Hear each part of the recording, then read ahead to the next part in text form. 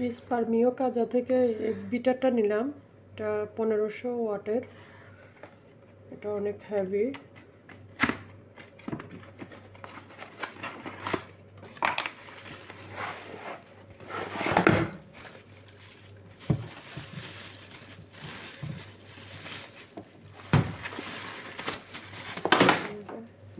এটা দিয়ে পেঁয়াজ, রসুন, আদা পেস্ট, আবার পেঁয়াজের জন্য ডালও করা যায়। মোটামুটি অনেক ভারী আছে, কোয়ালিটি ভালো। আমার আগেরটা নষ্ট হয়ে গেছে, ওটাও অনেক দিন লাস্টিং করছিল। এখন ওটা নষ্ট হয়ে যাওয়ার পর এটা নিলাম।